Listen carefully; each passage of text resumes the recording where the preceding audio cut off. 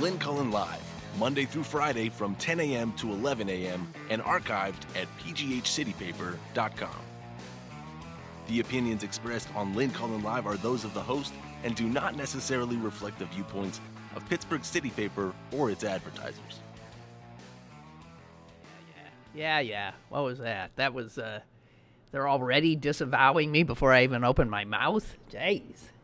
Usually that comes at the end.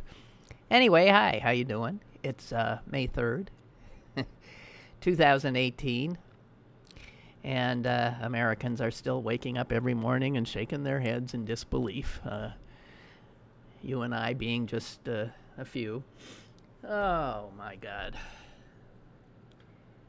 So, as usual, it's hard to keep up. By the way, I got a sort of a thank you email today from a friend that I had dinner with last night, and she wrote back, thanks for a wonderful, something like great conversation, and we never mentioned you know who. That's rare, and it's quite an accomplishment and a feather in my cap. I wasn't even trying not to speak of him, but it is rare, isn't it, that you get to go out in a social situation these days with another sentient human being who might actually care about the country and follow the news, and manage to get through a dinner and not have his name come up, the thoughts of him sort of spoil the evening. And in fact, it was a lovely evening as a result. Even though my companion was eating what on the menu was said to be crispy pig face. I kid you not. It was crispy pig face. It doesn't look like a face, but the meat is definitely, I think, it's pig cheeks. Crispy pig face. Hey, man. Yeah, give me some of that. Anyway, so, it was a real, that's a coup to manage to spend time in conversation for over an hour and not have him to spoil it. So, what are we left with? Are we left with something that is clear? Is that this president, his minions who speak on his behalf, never tell the truth? Do they ever tell the truth? And they're so busy lying that their lies undercut each other's lies. And in the last 24 hours, or even less, it's just been a comical, no laughs in this comedy, but just a comical.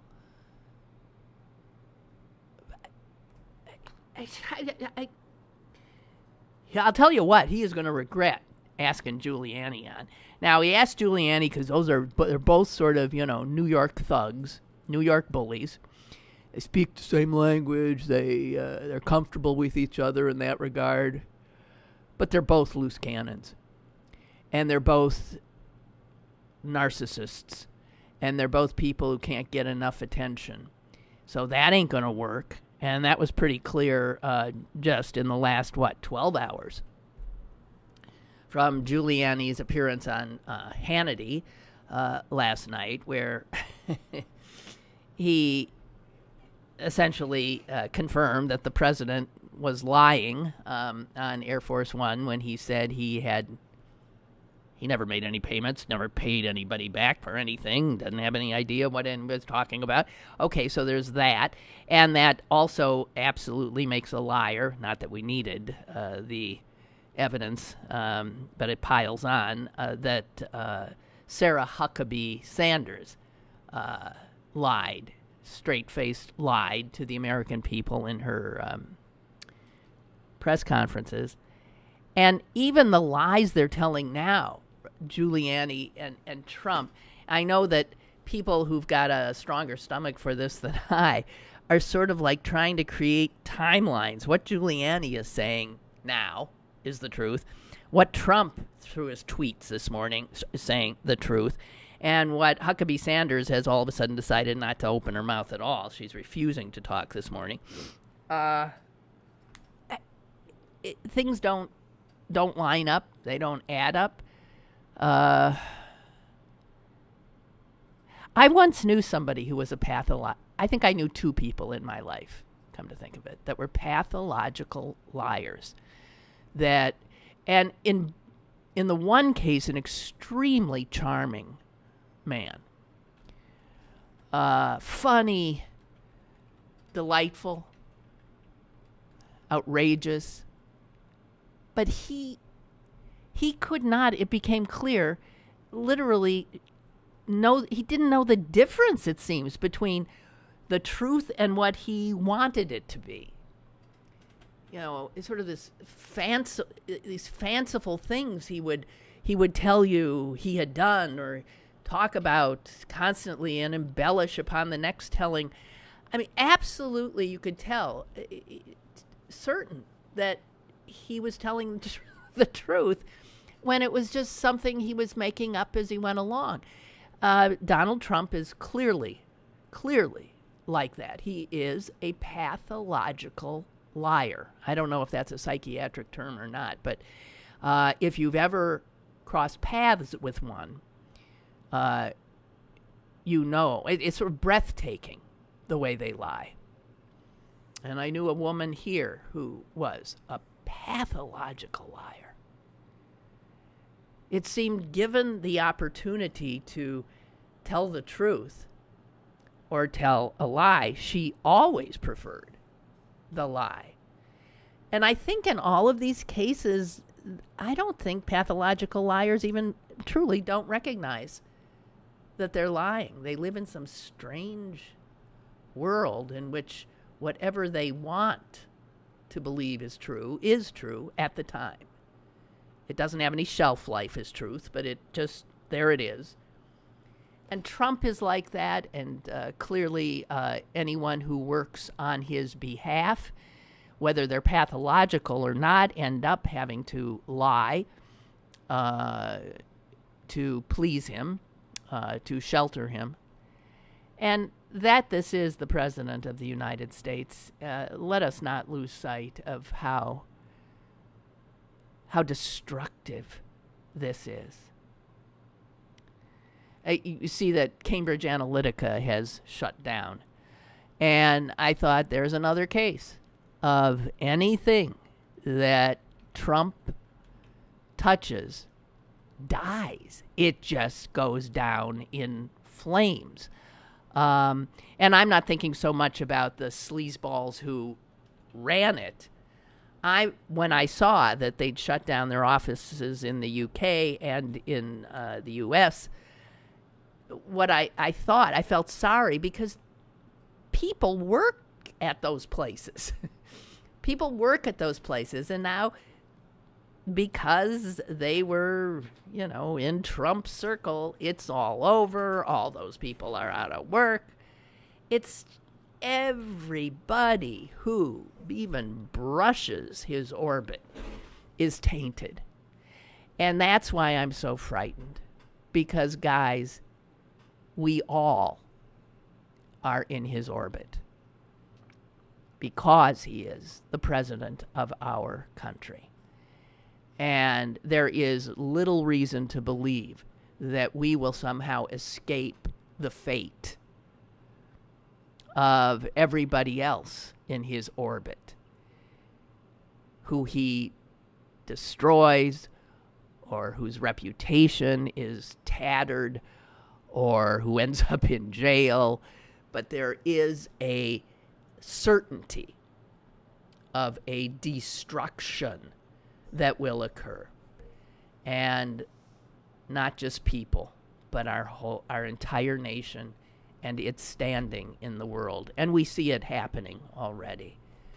unbelievable that one human being can be so destructive. We have a call. Hello, caller. Hey, Lynn, it's Mike in D.C. Hi, Mike. So one of the characteristics of adult children of alcoholics is that they lie when it would be just as simple to tell the truth. Really? Do we know if his parents were, or his mother or father were alcoholics? I mean, I know he doesn't drink. His brother was an alcoholic. That's the only thing I'm certain of. And I believe his brother essentially died of alcoholism, which is what put him off alcohol. He saw what happened to his brother. But I've never heard that. Why would adult children of alcoholics learn to lie? To survive the insanity of that crazy house. Huh. So you learn, you go and say, why was Daddy drunk last night? And then your mom will say, Dad wasn't drunk last night. You imagine that.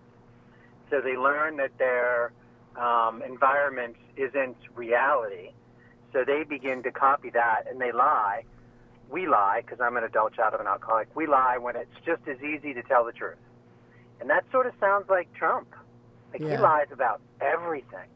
But I think, what you're talking about is not pathological. It is sort of a learned response. Pathological bespeaks, it's interior. It is of the very bone and of the person. I mean, he can't tell the truth. Can you imagine being married to him? Huh? Think of all the lies Melania must put up with. Or the other two. I mean, no. You just made me almost lose my breakfast with that. Thank you very much. Ugh. You're welcome. Yeah. But I don't think do you think his lies will come back to haunt him? Well, yeah. I think in a court of law they will. Clearly his besotted base don't give a damn. That they are perfectly happy with his lying and excuse it constantly.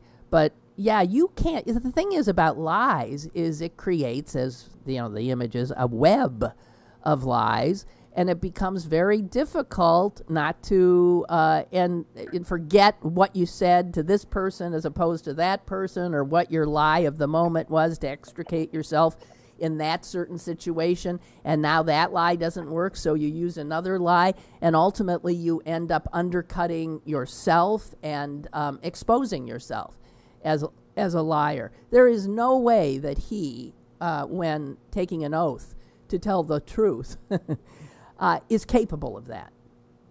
First of all, it would be self-incriminating, I suspect, for him to tell the truth. And yet, if he lies, then he opens himself up to perjury, right? So I don't see how any deposition by Mueller does not land him in real jeopardy. I think he's not even going to be deposed. Well, I think he's going to fight it, and then by the time that the Supreme Court decides, he'll be out. I don't know. I don't. And then there's always the chance he'll just pass out from cardiac arrest. Well, that's true. I mean, I know he's the healthiest man on the planet, but he is carrying around 60 extra pounds, Yeah. And with cholesterol levels like he has, so. Somebody tweeted a side-by-side pictures of, saying, yes, the healthiest person ever to hold the presidency, which is the quote from his doctor that he, it turns out, in fact, dictated. But there was a picture of Trump sitting in a golf cart, looking anything but fit. And next to him was a picture of Obama emerging from the Pacific Ocean and looking, I mean, just flat out gorgeous. Yeah, I wonder if playing golf or playing basketball, which one of those is a better cardio activity? I can't imagine. But there's not an ounce of fat on Obama. And it just, the picture just was so wonderful in terms of repudiating that obvious lie. I mean, nobody, first of all, you can't make a statement would be the healthiest president ever in the history of the United States, because who's ever making that statement really doesn't know what the health of every president who ever took office was, right?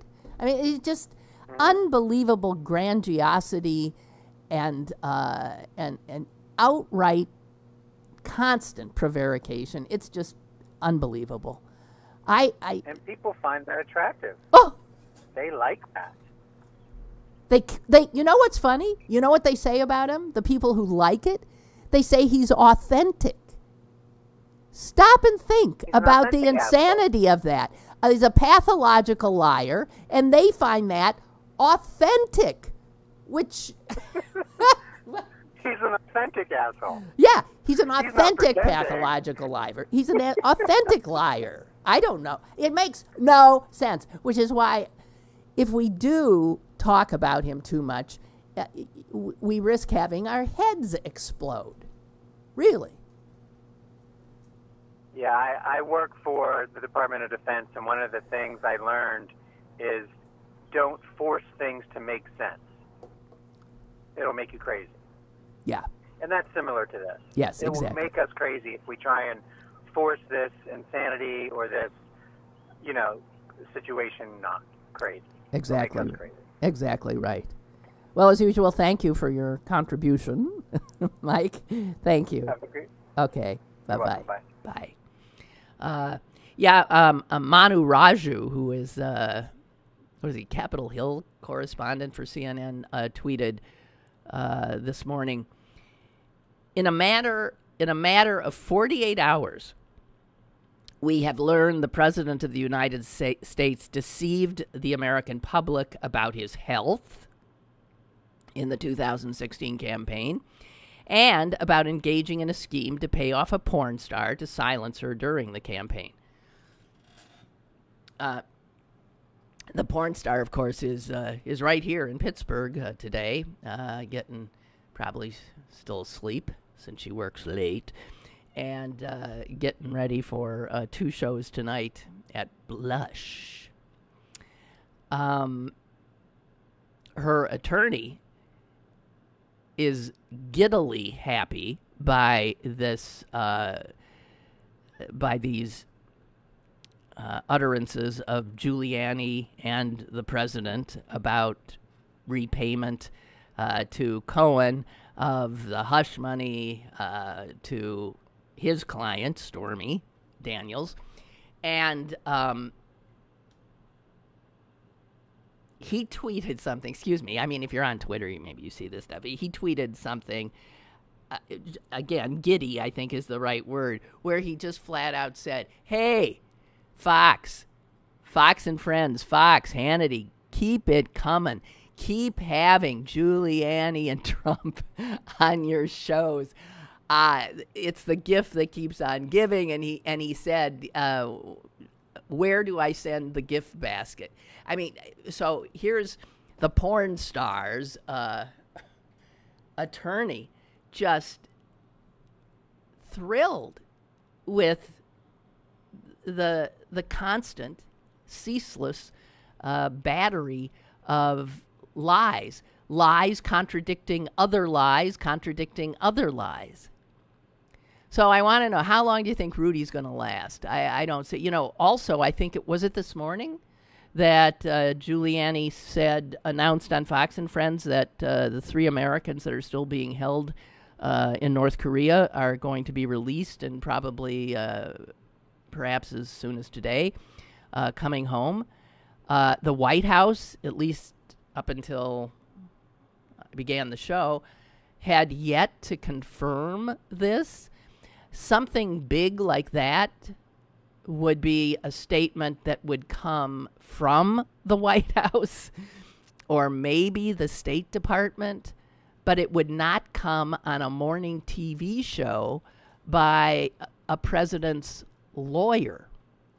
Of course, when the president's lawyer is the headline-grabbing, spotlight-craving Rudy Giuliani, who happens to be, in receipt of certain information, you can't expect that he's not going to blurt it out. Somebody even raised the question of, does he have the highest level security clearance, Rudy? Because things happening at that level would require that kind of clearance, and you don't ever want to say it until it's a done deal, until the people are. Now, obviously, Kim is letting them out again in his charm offensive to remake himself as one of the finest heads of state ever, and a man of true peace. So lucky for these three guys that they happen to be sitting in a North Korean jail at this point in time. Well, it's exhausting, isn't it? So, let us go to an update. I'm big on updates lately. I had told the story on both Monday and then on Tuesday with my sister about the poor kid in Salt Lake City who wore a traditional Chinese dress to her prom and put a picture of her. Why do women stand like that? Where did we learn to stand like that in pictures? You see it in the scene column, too. When you have a picture taken, do you put your hand on your... I don't, but I'm like, where... And she's doing it and doing it badly because her feet are sort of askew. But, what is this that we put our... like this? I guess it's to... I mean, that's because models stand like that, and women learn how to comport themselves by looking at, models. But check out the scene column next time it pops up and see how many women, when told, okay, let me take your picture and smile, do this. Anyway, we've got a call. I'll get back to this. Hello, caller. Hello, Lynn. Yes. Hi. Hi. You're talking about Korea. I think that Korean leader, he just waited for a stooge to get in the presidency. And he's going to use Trump, hide the stuff that he has, and then he's going to pretend that he's, he's setting it all up that none of the other presidents would deal with him because they knew it. And that's why he played that game back and forth with Trump. He knew what he was doing, and now he's going to hide what he has, and then he'll get rid of some of them and stop testing and make it look like he's getting rid of stuff. But he's going to keep something somewhere. Oh, heck yeah. I mean, no, there's no way. Like Iran, they have stuff hidden somewhere, too. No, look, I mean... that's what they do. Well, of course, if you go to all the trouble he has, starving his own people so that he can spend all the money they have on making the country a nuclear power, you don't give that up.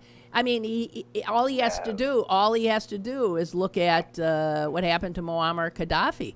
Because Gaddafi had nuclear, he agreed to give it up, and he's dead. I mean, Kim feels that this is his protection for him and his dynasty. I don't know. And with the United States invading countries, I can't blame him to want to have a nuke. No, I understand. I like the guy. No, I agree. I can understand 100%. Yes, I understand as well. Absolutely. The United States have shown itself, especially now, to be untrustworthy. They'll tell you one thing, even like entering this agreement with Iran, and now the possibility that we're going to pull out of that. So why would anybody enter into an agreement with us? I mean, when Iran does something in better faith than the United States of America, we got a problem. So, thank you for your call. Okay, thank you. Bye. Roger writes, when I heard Stormy was going to blush, I couldn't help but think that their audience has to be made up of Trump dudes. Not to elevate liberals too high, but none of my liberal friends go to gentlemen's clubs. My conservative coworkers definitely go. Mostly white dudes, blue and white collar attend. I imagine she knows she's going into enemy territory while she's making a few bucks. This could get interesting. The Post-Gazette had a story about her appearance last night and seemed to suggest that it was a young crowd. The one couple that was interviewed, man and a woman who drove in from Mercer County, and they did because they're fans of hers for going after Trump. So I don't know that that's true. I think people who otherwise would not go to what a misnomer, a gentleman's club, are going because they want to see her. They want to. She's the woman of the hour. She conceivably could take down a president. So it could be political junkies going where they never would have gone. Just people on a lark. Who the hell knows? But the PG seemed to suggest it was not a usual audience, and it wasn't a bunch of old guys. It was young people. So I don't know. I don't pretend to know. So back to the prom dress. The New York Times has a piece on it. In case you hadn't heard, so this poor girl puts, her picture in the prom dress, the Chinese traditional dress, on Facebook or Twitter or wherever the hell she did it, and all hell broke loose. It was Twitter. Especially, it's some guy who started it off, some guy who said his name was Jeremy Lamb, Lam, and his tweet has been retweeted nearly 42,000 times. And his tweet, in part, said this: "My culture is not," capital letters, "is not your prom dress." And I think there was a effing prom dress. "I'm proud of my culture. For it to simply be subject to American consumerism and cater to a white audience is parallel to colonial ideology." Yam, yam, yam, yam, yam. So here's more of this cultural appropriation crapola.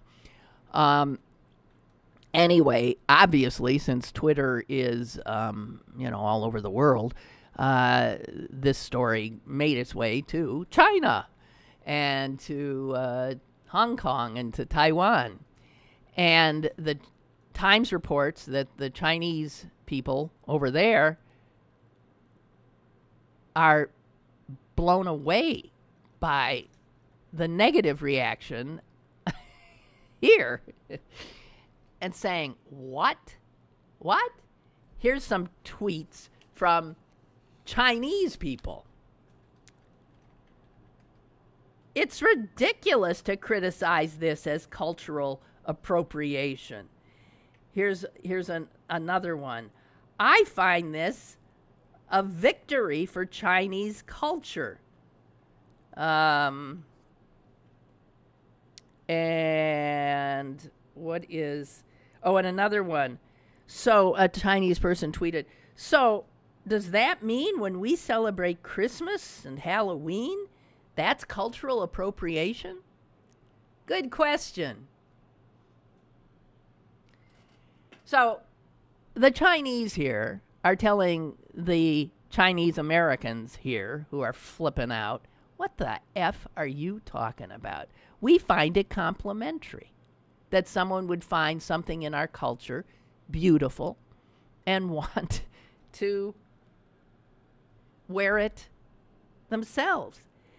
And here's the really funny part. I love this. Another Chinese person said, "Do these people who are criticizing her understand that that dress, that specific style, was introduced by the Manchus, like Fu Manchu, the Manchus, an ethnic minority group in China, And so the point they were making is, wait a minute, the reality is that style of dress was appropriated by the majority Chinese culture, the Han culture. It was not originated by them, but by a, as I think Mr. Lamb said, a marginalized ethnic group. And another fashion blogger in Hong Kong said this, from Beijing said this, to the Chinese, this dress is not sacred. It's not that meaningful. We're proud to have our culture recognized. Yeah. Honest to Pete. But I live to be outraged. I live to be offended. I live to feel myself constantly victimized. Well, I see the fine geniuses in Iowa, in their, needless to say, Republican-controlled legislature, have just passed the most restrictive abortion law in history, American history. Says that an abortion is criminal if a fetal heartbeat is detectable. Guess when a fetal heartbeat can be detectable? 6 weeks after conception. Now, I got news for you. A lot of women at 6 weeks don't have a clue they're pregnant. Not a clue. So what that would mean is that a woman would never be able to have an abortion. And what's happening in these state legislatures controlled by Republicans like ours in Pennsylvania is that they are passing these kinds of measures knowing full well they are unconstitutional, but intending for them to, of course, end up being challenged as unconstitutional, and for them then to, through appeals, make their way, one of them or a few of them, to the Supreme Court, which a lot of Republicans now feel, especially if Kennedy retires or one of the other older members retires or dies, that one more appointment by a Republican president, by Donald Trump, will make a solid anti-abortion majority on the court, and they're looking for any cases that can get up to that Supreme Court level and give the court the opportunity to reverse Roe v. Wade and to again criminalize abortion. Or if they're not willing to go that far, to certainly restrict it much, much more than it currently is.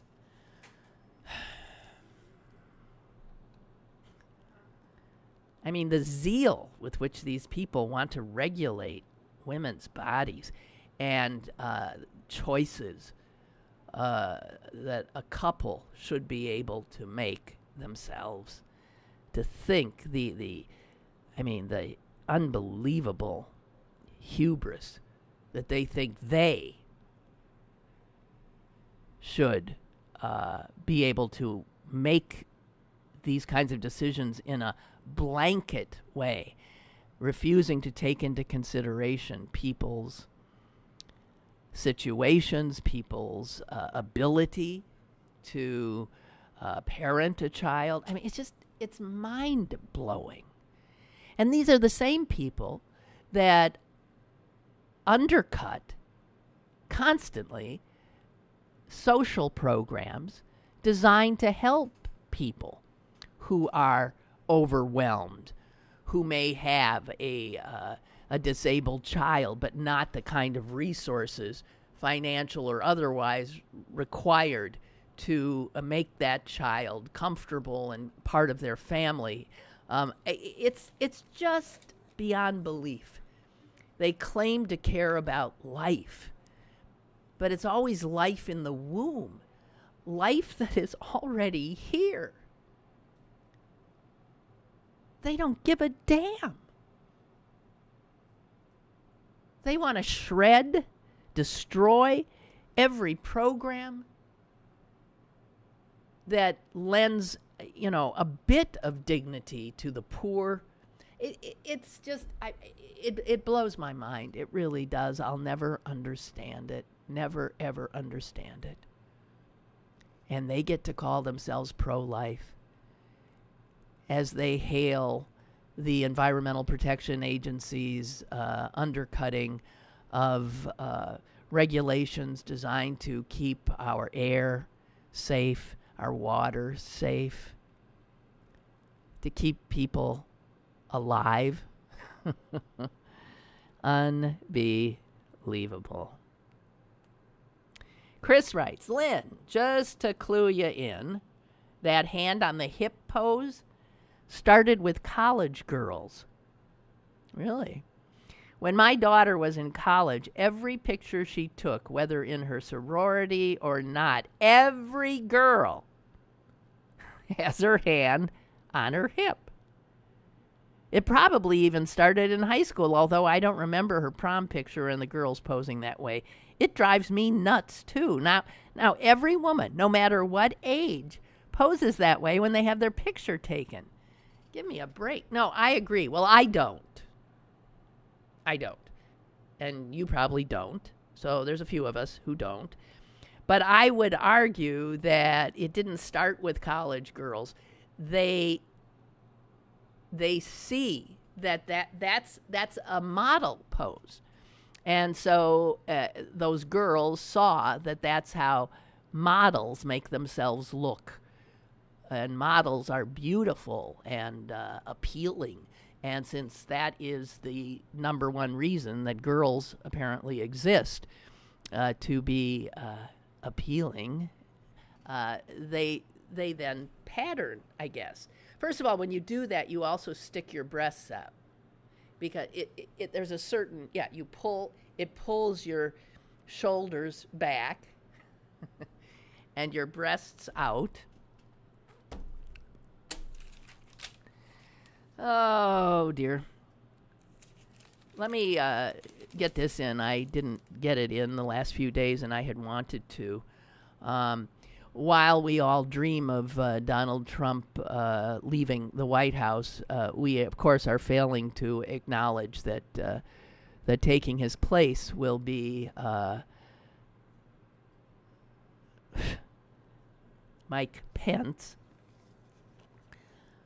Mike Pence, who actually is, more, I guess, he's more palatable than Trump in that he looks better and he sounds better and he doesn't require payoffs to porn stars and things like that. So, I mean, that and he's not quite, I guess, as mercurial or, not a lunatic. I think he is a liar. That's my guess. But something he did, was it yesterday or the day before? It would have been 2 days ago. He was making an appearance in Arizona, and he praised that despicable, racist Joe Arpaio, the sheriff, who proudly terrorized brown-skinned people in his jurisdiction. and essentially terrorized and humiliated anybody who came into his prison. Just a vile human being, who now, of course, is attempting to get to the Senate, I believe, representing Arizona. So, there is Pence at an event, and he actually called Joe Arpaio, a man who required a presidential pardon. He called him, our vice president, a, quote, tireless champion of the rule of law.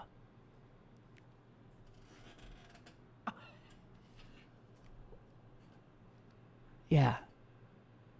Arpaio, who gave his middle finger to a court, a federal court, that had told him to cease and desist from targeting, racial profiling, arresting people for whom, and this was the language of the court, for whom there was no plausible criminal charge. It was enough for Arpaio to see brown, and he'd arrest you. He'd arrest you. And that got him into a federal courtroom and got a court to say, hey, you stop this. Not only did he not stop it, he probably upped the ante because he felt he was above the law. And then the court slapped him with a contempt finding.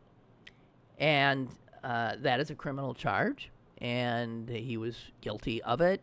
And the president, as you know, pardoned him for it. And the federal court said, no, this is not the federal court, but arresting people because their skin is brown and because you're hoping that they don't have the proper papers is not law enforcement. It is, to call it by its proper name, lawlessness. It's criminal. It's not law enforcement. So here is a guy that the president pardons and the vice president calls a tireless champion of the rule of law. And that says something about Mike Pence. And Daniel Dresner, writing in the Washington Post, reminds us that this is the same guy, Pence, who makes a big show, a lot of his moral outrage and indignation, right? And actually, Dresner says it seems his one primary function in the Trump White House is to be morally offended, morally offended at everything. So he attends an NFL game only so that he can be morally offended when a player or two kneels during the Star-Spangled Banner, and he can huffily walk out. Or just last month, he was attending the Summit of the Americas. And when the Cuban foreign minister was announced to come to the podium, our morally outraged vice president huffily stood up and walked out. He does this a lot.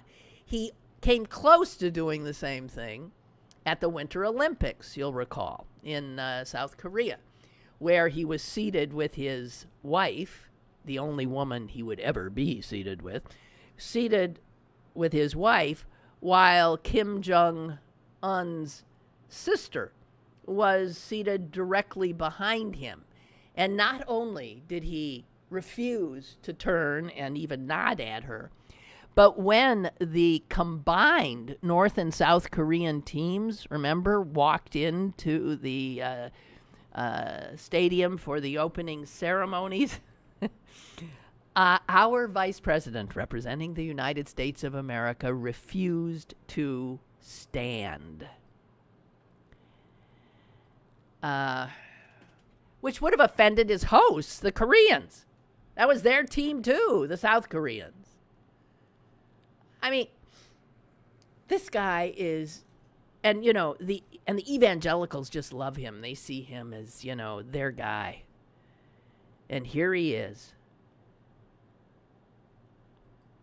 praising Joe Arpaio,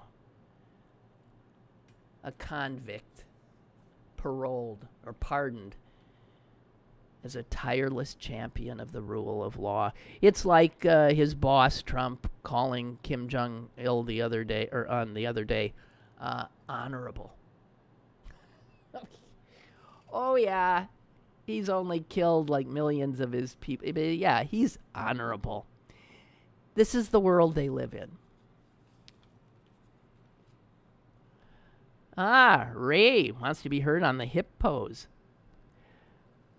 Akimbo. Is that akimbo? What does akimbo mean? Amy, find out for me. Akimbo comes from ancient Scandinavian, meaning similar to a bow or bow. Bow. Like bow and arrow.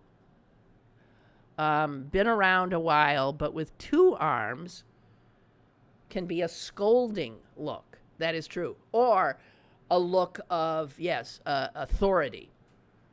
But yeah, this is a look that, parents have a lot. Yeah, right. Hands on their hips. But one, you're saying, is that what akimbo is? It's hands on your hips?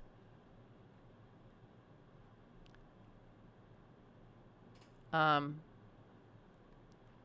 my brother misused it and thus misled me about its origins when he once critiquing, as he's very judgmental, critiquing himself when he was on a television show, I think, and he was introduced and he had to walk out onto the, set or stage. I'm not quite sure, can't quite remember.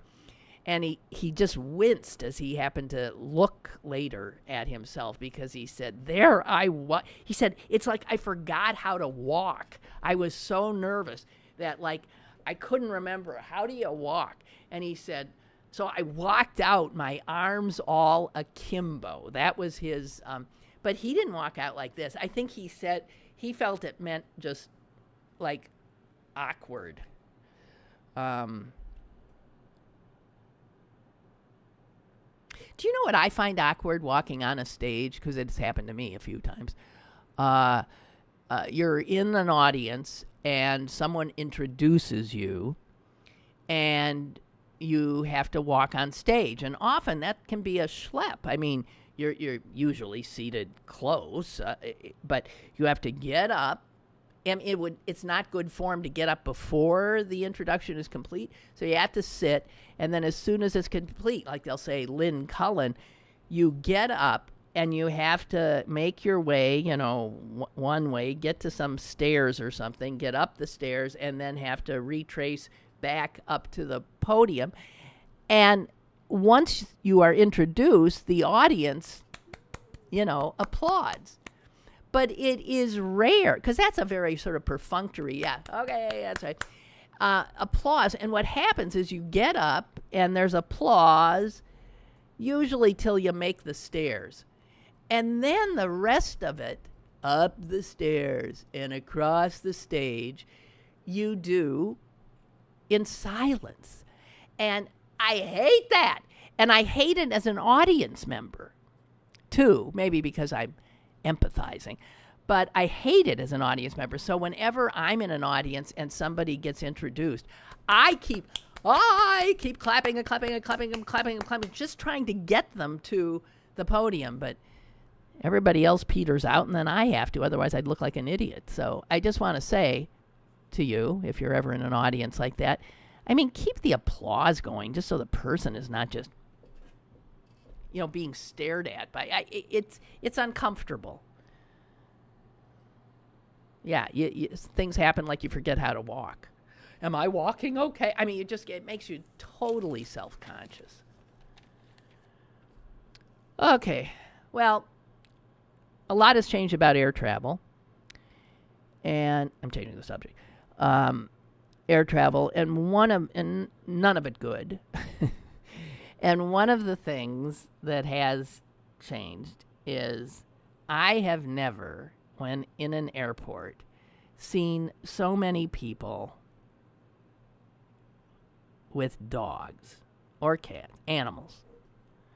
I mean, it used to be you could go to an airport and never encounter an animal. I love animals. However, I have gotten on airplanes where there's, let's say, a dog, and the dog is said to be a support animal. And I guess what's happened is that the ADA, the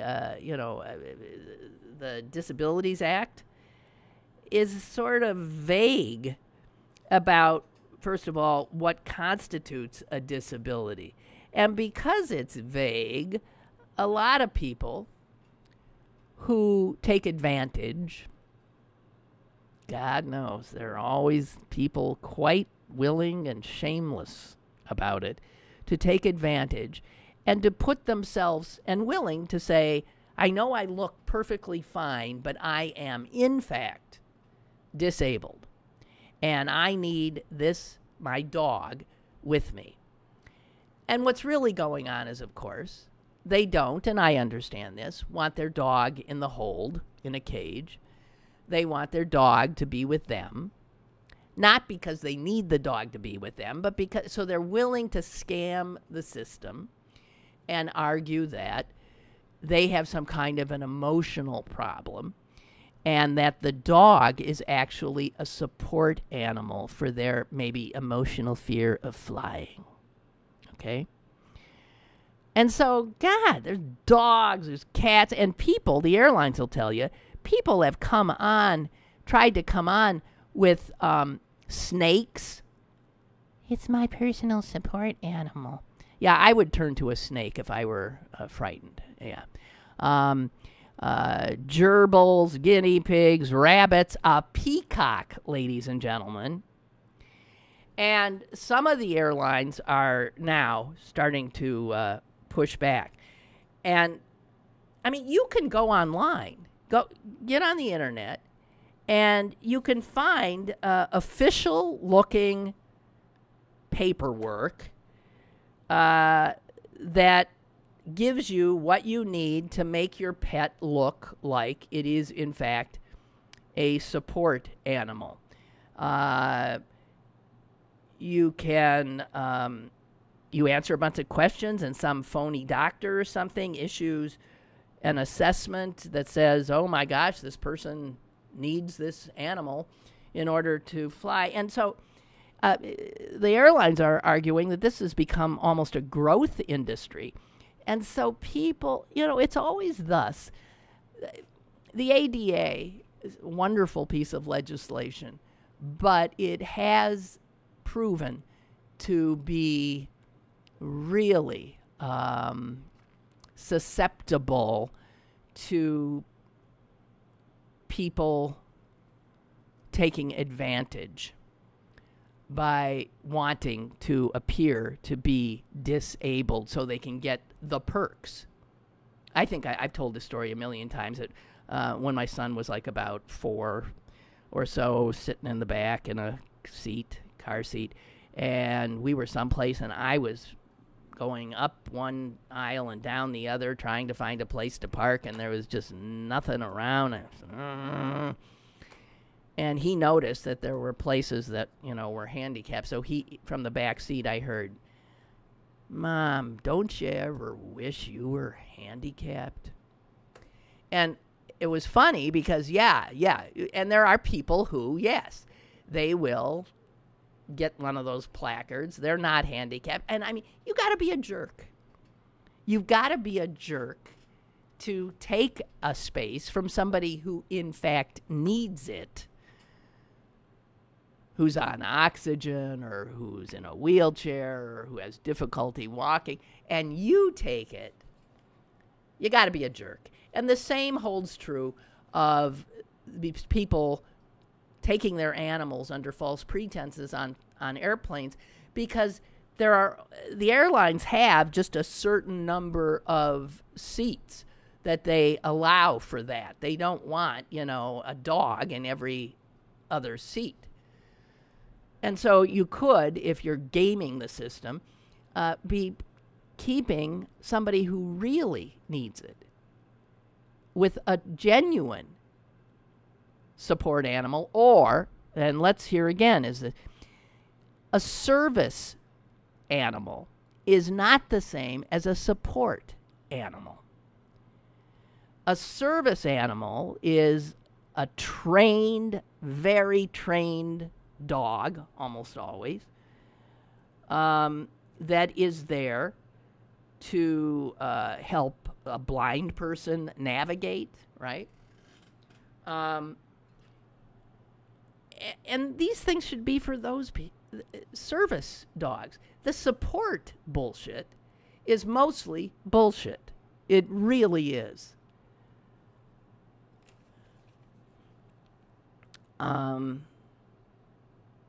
There was a case of a blind woman who was navigating an airport with her service dog, and another person there with not a service dog but a support dog. Her support dog lunged at her service dog and bit the service dog, because that dog was not in any way really a support dog, was not in any way trained. And this person, her name is Sharon Giovinazzo, said it's gotten to the point where it's almost funny unless you are the one with a legitimate guide dog. Yeah. So I just want to say, as usual, there's people take advantage because they're selfish and self-centered jerks, and make it hard for the people for whom these kinds of laws were written. It just drives me crazy. Now, granted, you don't know anybody who's on the plane what the hell their story is, but the proliferation is so clear that it's got to be people just scamming the system. I have little doubt. Okay, I'll tell you what else I have. Little time. And I think I'm out. Oh! I just saw this. I don't know anything more. Camille Cosby compares her husband to Emmett Till, saying he was a victim of mob justice.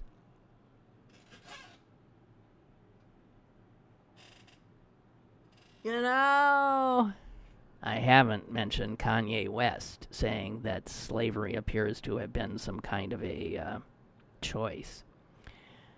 But, that is disgusting. Emmett Till was a child who had done nothing.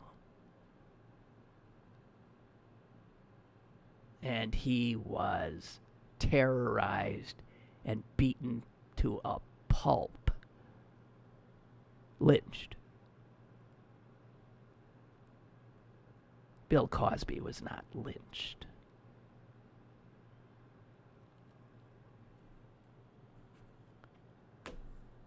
Wow. Wow. You talk about a woman in denial. Wow.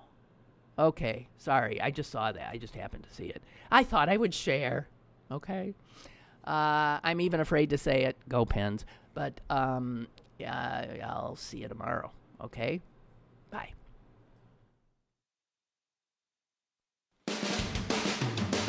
Lynn Cullen Live, Monday through Friday from 10 a.m. to 11 a.m. and archived at pghcitypaper.com. The opinions expressed on Lynn Cullen Live are those of the host and do not necessarily reflect the viewpoints of Pittsburgh City Paper or its advertisers.